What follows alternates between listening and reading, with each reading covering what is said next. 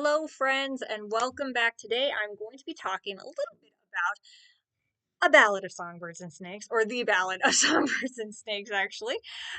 So, I'm going to be just talking a little bit about this because, Sunrise of the Reaping or On the Reaping. I can't remember if it's of or on. I'm sorry.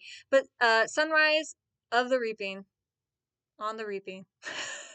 is going to be coming out soon, of course, by Suzanne Collins herself. And the next book that's coming out is going to be talking about Haymitch's Hunger Games, if I recall right. So I'm super, super excited to see how that works out. It's going to be heartbreaking. These books are heartbreaking. But The Ballad of Songbirds and Snakes focus on Coriolanus Snow. Of course, we know Coriolanus Snow is the president in the Hunger Games trilogy, who is nasty and narcissistic and downright evil and cruel, actually. He's the real big villain. But in this, we get to learn a lot about why he is the way he is. And I'm just going to briefly touch on each part and talk about why I like them. And then we're going to talk a little bit about this and what I like versus what I don't.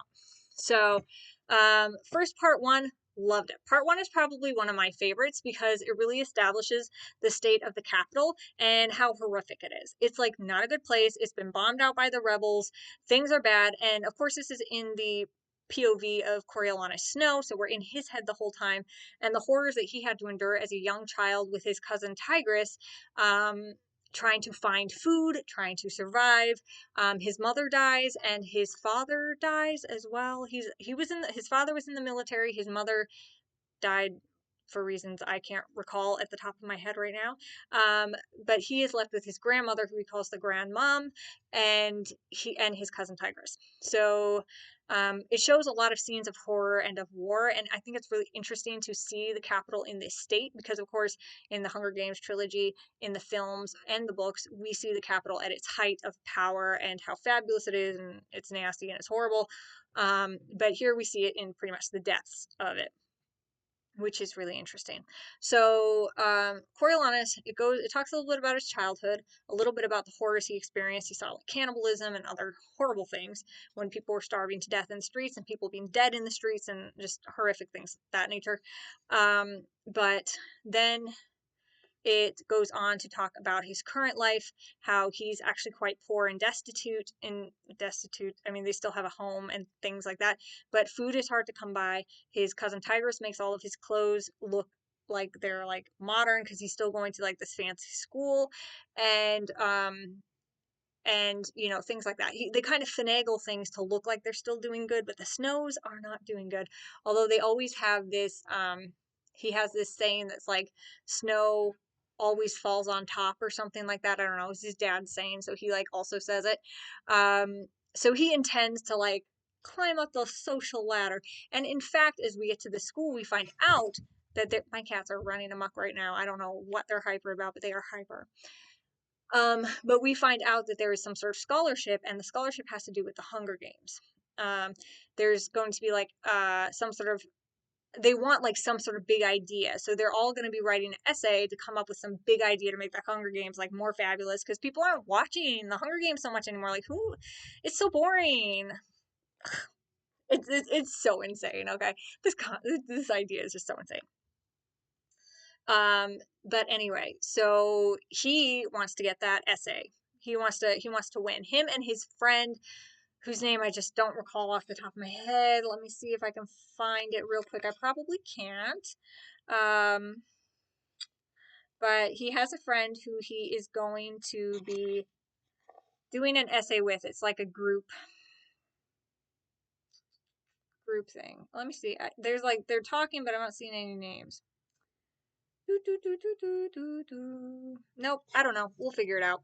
But anyway, so his classmates, they all are really well established in this. Not so much in the movie, but we'll get there. But he has to do an essay group project with her, but turns out for some reason they don't end up doing it together. He writes out the whole essay himself, and he comes up with a plan for mentorship in the Hunger Games. Now, mind you, the Hunger Games, my cats are losing it, dude. The Hunger Games were invented. The idea came from this man named Dean Highbottom, who is at the school. Dean Highbottom is an alcoholic who doesn't want to be there. But he invented the Hunger Games, but didn't really invent them. And he has a real big problem with Coriolanus Snow. as he should. But he hates Coriolanus's father because his father was the one they were having like a drunken night talking about like retribution, maybe. I don't know. They were just talking. And he came up with the idea, like jokingly, that they should just grab a child from the district every 10 years and throw them into an arena and let them fight to the death. Like, I don't know how that's a joke, to be honest with you. Like, that's quite a dark joke. But I guess maybe if you were drunk enough and mad enough, I don't know. But anyway, so that was his thing. His father was like, ding, ding, ding, that's it. You know, we see where Coriolanus came from, am I right? But he's like, that's it. He goes and tells the president or whoever at the time, hey, we should do this. And then they institute the Hunger Games. And Dean Highbottom is not thrilled with this. Like he regrets ever speaking to Coriolanus' father. He regrets existing, I think, at times. But he regrets that the Hunger Games ever came into being and that technically it was his fault. So he holds a lot against Coriolanus as well. He makes his life hard at school. But anyway, so they come up with this whole thing. He comes up with the mentorship idea. He goes to tell Dr. Gall, because Dr. Gall is this crazy lady who is behind. Well, she's the one who asked for the essays, right? She's the professor for that particular class. And so he goes to Dr. Gall with the essay or whatever, him and his friend, okay?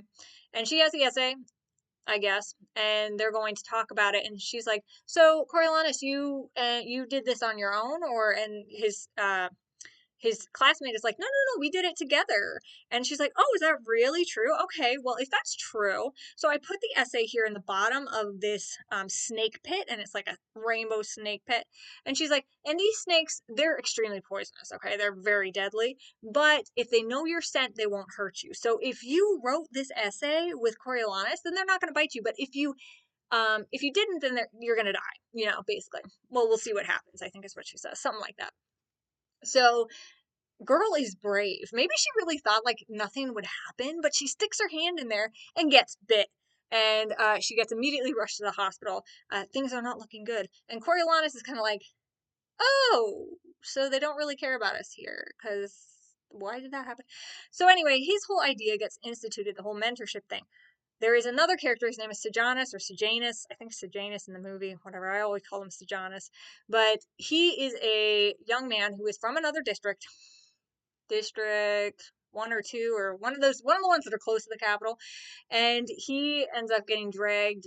His family, his father somehow paid his way into living in the capital, and Sejanus is not happy about this. He feels guilty about it. He hates being a capitalite. He wants to go back home, but he can't.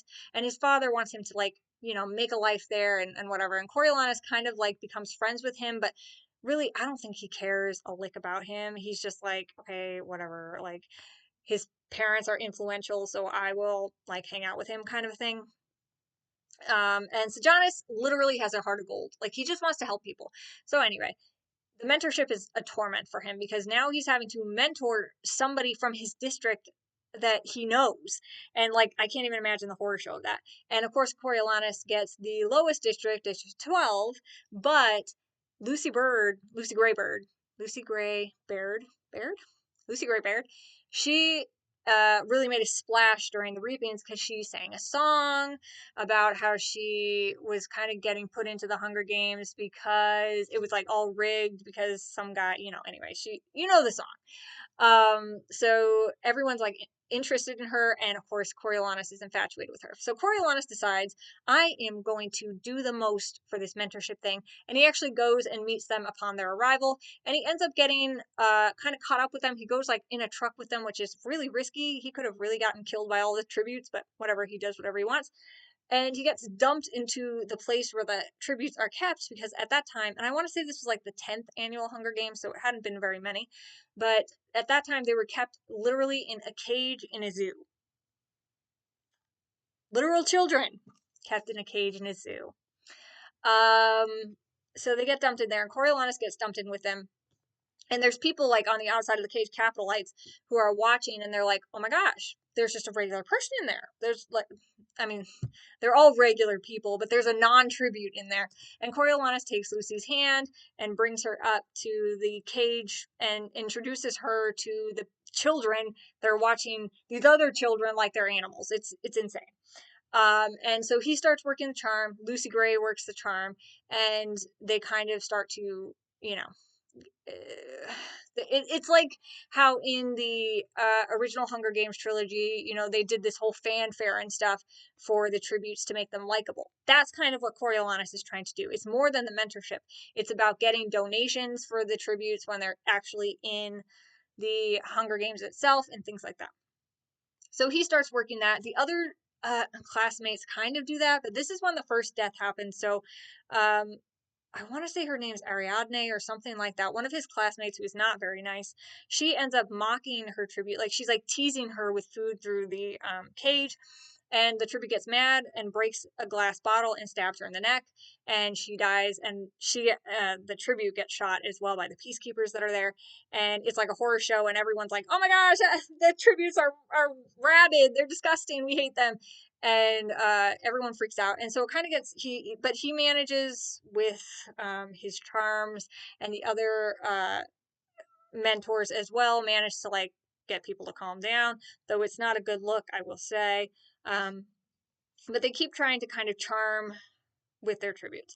Eventually, they get brought to the actual arena because they have it like in the same place every time where the tributes go. They're allowed to like look around, you know, check it out, check out the space. And Coriolanus wants to prepare her as best they can. But while they are there, the rebels actually bombed the location, and it goes up in smoke. Some tributes die. At least one tribute escapes. Coriolanus ends up getting almost crushed under something, but Lucy Gray actually comes back for him and helps him out, where he like cannot comprehend like a person doing him a kindness, so he thinks it's love. Oh, buddy. But this is kind of like when he starts getting really obsessed with her. Like he was already obsessed with her, but now he's like really obsessed with her. And so he gets really excited, and he keeps like coaxing her to like sing songs and like, you know, all this kind of stuff to kind of get the audience to love her. Eventually she does, but that's neither here nor there. So they end up escaping, whatever. And now it's on high alert for this whole situation. And one of the one of the mentors ends up getting killed as well by this. I don't remember his name either. It's definitely in here. But he ends up dying as well. And this is like another situation where it's like, look at what the rebels do. They suck. Why are we trying to make them likable, kind of a thing? But Coriolanus trudges on anyway. Um, so eventually the Hunger Games goes on. They get put in there. It's a bloodbath at the initial, but Lucy pretty much goes to hide, and it's kind of slow. It's a slow time because they didn't really have all the technology that they have in the later Hunger Games to make it interesting. Okay, more horrible, I would say. But in this, it's just kind of like waiting for people to attack each other. And they do things eventually to kind of coax them to do something, but for the most part, it's a waiting game. And then at one point, Dr. Gall calls Coriolanus in the middle of the night and says, "Hey, just so you know, Sejanus is in the arena." And you want to know why he was in the arena? Because his tribute ended up getting hung up there. When they found him, they kind of hung him up there. It's kind of sick. But they hang him up there, and so Sejanus goes in there, gets him down, and Coriolanus goes in there too. And they get him down, and he starts like sprinkling breadcrumbs around his body, and he's just like he's feeling sad about his friend being dead, and also about what he contributed to that fact, you know, that he was part of it. Coriolanus goes in there to get Sejanus out. He's like, "Bro, we gotta go. We gotta go. There's literally tributes here. Okay, they're gonna attack us." So they finally get out, but not before one of the tributes does indeed go after them, and Coriolanus ends up stabbing the tribute and killing the tribute, and that's like a moment for him. That's like another like click, click, click. Like you're just seeing like the progression of psychopath, right? And that's another moment that clicks for him, like, oh, killing is easier than I thought. Like he's definitely shook by it, but like you can see that like he doesn't really care. He doesn't really care. And that's not a good thing. So anyway, it goes on, the Hunger Games goes on, more people die, it's very sad. Sejanus is sad, everybody's sad. But Lucy Gray ends up being the winner, of course. What else could it be? However, that is not established until Dr. Gall ends up throwing a bunch of silly me, I forgot something very important. So before Lucy Gray goes in there, Coriolanus has his mother's compact. His mother died, but he kept her compact. In that compact, he put rat poison, and he gave it to Lucy Gray. This is illegal. He's technically not allowed to do this, but he did it anyway. And so he sends her in there with that compact. She used the compact to poison some water and people die, etc. But it also has the scent of Coriolanus on it. And when Dr. Gall ends up dumping her poison rainbow snakes in there that kills off everybody, Lucy Gray is the only survivor. And it appears like she's a survivor because she sings a song that makes the snakes happy. But what really happened is that she had the compact that smelled like Coriolanus, and the snakes knew his scent because of the essay that had been put in the bottom of their cage when Dr. Gall had coaxed his classmate to her death, basically. So that's how Lucy Gray was able to survive, and that was really the only reason why she was able to survive. And they know this. So he ends up getting in big trouble. Him and Sejanus both end up getting in big trouble. I don't know if it was because Sejanus went in there to help his friend or if there was another thing. I can't remember. But either way, they both get in trouble for this. And they're basically like, okay, you're going to both be shipped off as peacekeepers. Bye. Or maybe Sejanus just did that because he wanted to go. maybe that was why he did. But anyway, they both get shipped off as peacekeepers to District 12. And Coriolanus wants to go there because, like, initially I think he was given a nicer district, if you will.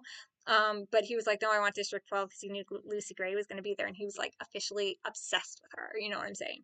That's the thing. Like, his like love is not love; it is literal obsession. Like, he calls it love at some point, but he's just literally obsessed with her. Okay, so then this is the third part, and the part of the book that is weakest for me personally, because I just feel like being in Coriolanus' head, it was hard to understand what was going on for Lucy Gray, and I feel like I just lost some stuff, but like it's no big deal.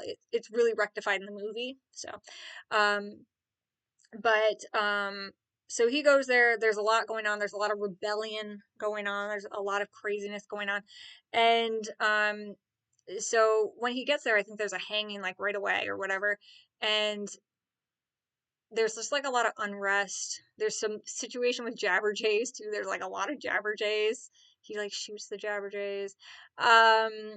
But either way, what ends up happening is Coriolanus kind of ends up unwillingly or unknowingly getting trapped in or getting placed in with a rebellion plot. Like, he doesn't want to be there, but he was there. And so he ends up walking into this back room where these other guys, like Lucy Gray's ex and another guy, they all have like really strange names. And then the mayor's daughter, who the mayor's daughter hated Lucy Gray and was dating her ex. The whole thing. But he ends up walking into like a rebellion plot. He doesn't want to be there. For some reason, the mayor's daughter is like, I'm going to go tell my daddy. And Coriolanus grabs his gun, or grabs a gun. I don't know where the gun was, and ends up shooting her in the back. And then I feel like he ends up shooting someone else too, like the other two guys that were there end up dying too. And so Lucy Gray is the only one that was there, and he tells Lucy Gray to get out, and he gets out. You know, they're like, we're just gonna forget this ever happened. We're just getting out of here. And so he kind of escapes that for the moment, but he's like got this paranoia on him, like, what if they find out that like I was accidentally placed in with this rebellion, right? And he's like, I don't want anything to do with that, and I'm not going to die here. But Sejanus, sweet Sejanus, is actually trying to help the people of District 12, and he wants to be part of the rebellion. So he ends up getting kind of wrapped up in it, and he talks to Coriolanus a lot about it. And Coriolanus doesn't want anything to do with it, but at some point I think he kind of clicks it, like, I can kind of like ruin this guy's life. Like, I really want to get rid of this guy. He's the only other one that knows anything about the rebellion going on here and could potentially place me there, so I'm going to get rid of him too. So he ends up sending a Jabberjay to Dr. Gall that overheard some conversation. I don't remember it all entirely, but he ends up sending it to him, and she finds out, of course, and then ends up calling for an execution of Sejanus. Sejanus ends up getting hung on the hanging tree as well, and Coriolanus is literally just standing there. And I believe, if I recall from the book and the film, he's crying for Coriolanus, which is heartbreaking. So I don't know if he was actually like, was he set up? I can't remember. It's not, just read the book. It's good. The third half kind of lost me. So I don't know if I was fully paying attention, but I know that he gets rid of Sejanus. And then it's just him and Lucy Gray.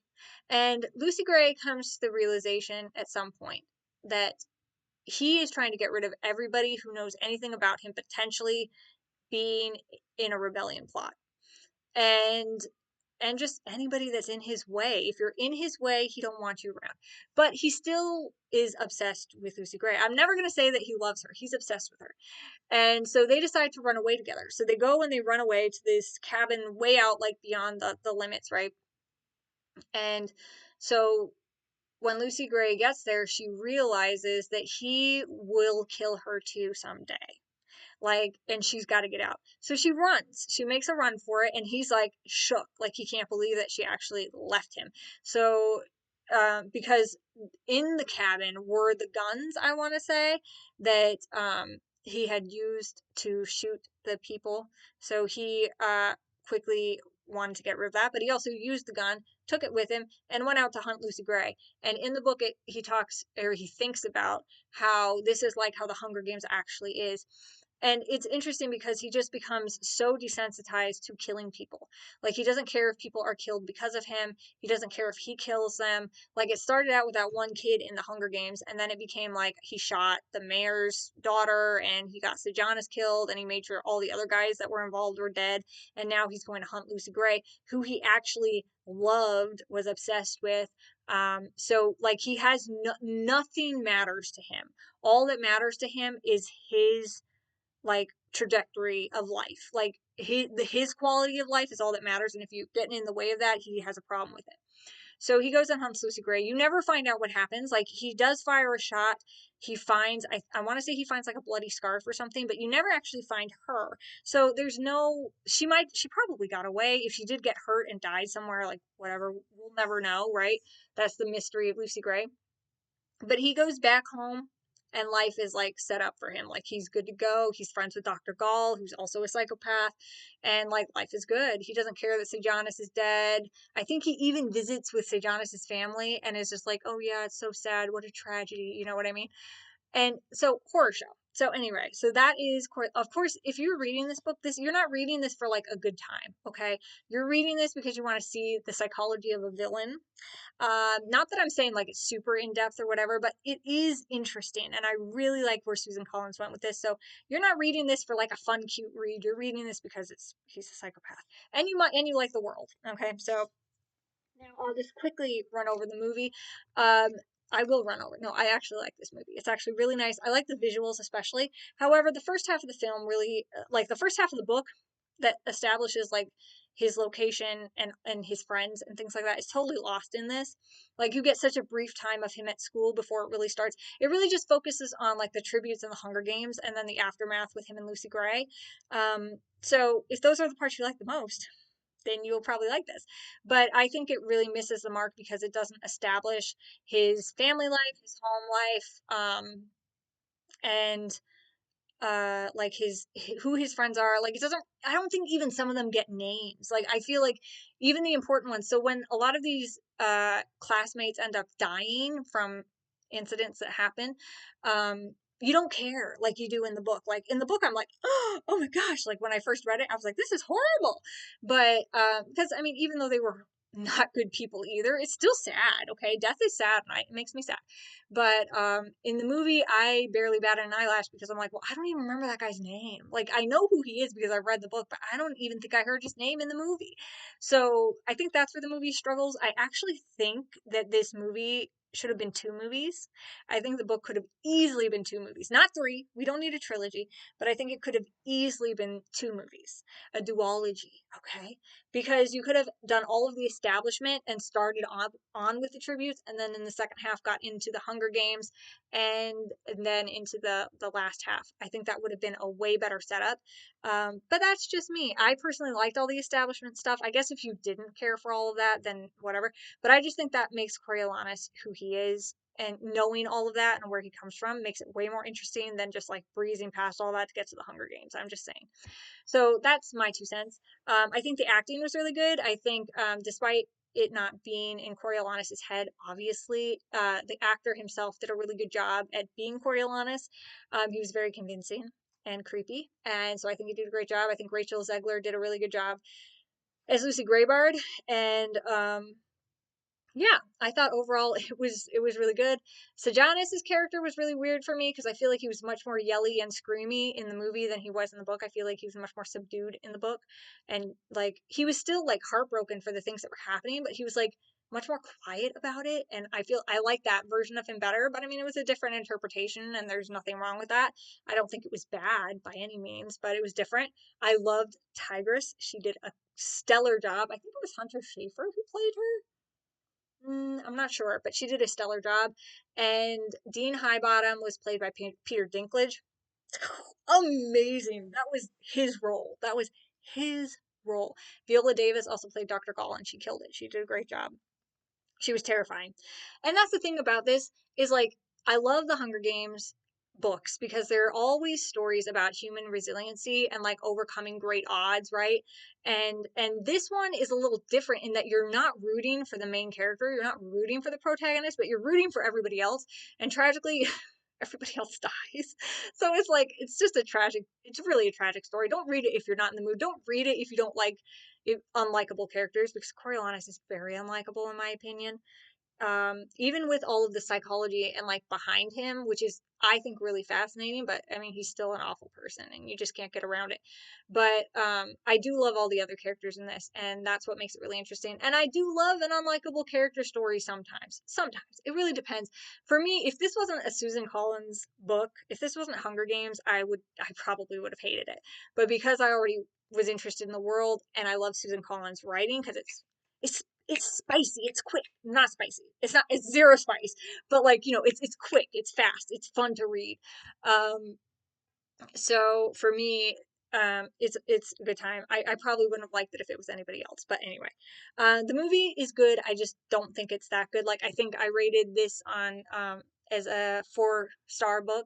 I would rate this like 3.5 to 3 just because of all the stuff that it missed from the beginning. And that's a personal preference. That is a personal preference. It's still a good movie. I really like the visuals. I think they did a really good job. And again, I think that overall it was really fun to watch, and it's a Hunger Games movie. It's fast paced, it's crazy, it's heartbreaking, you're devastated, there's a lot of death and sadness. Maybe you're not in the mood for this, but anyway, so overall I just want to say that it was good. I really like it. I'm really excited for the next book because actually I'll be rooting for the main character. Yay, hey Mitch. So I'm excited. I really love Susan Collins's book because they are stories about human resiliency and overcoming great odds, like I said. Even though they are faced with incredible horrors that you can't even imagine. But in this world, we face a lot of horrors of our own, and sometimes they're big and sometimes they're little, and it doesn't matter what size they are. But it's nice to see characters overcoming those things. And of course, we can also overcome those things. If you accept Jesus as your Lord and Savior, He is your hero. He is the one you are waiting for. He is the one that loves you the most. And I can do all things through Christ who strengthens me. So, we have that in this world. So that's always a good thing. But it is fun to watch and read stories about people who just can fight the odds, even though it seems like it's impossible. So I hope you guys enjoyed that. I think I'm going to cut that off right there. Do you like the Ballad of Songbirds and Snakes? Who is your favorite character? Are you excited about Sunrise on the Reaping? Are you a big fan of Susan Collins? Do you like her work? Let me know your favorite characters. Drop them below. So I guess that's it. So just remember that I love you and Jesus loves you even more. I hope you guys have a good day. Bye.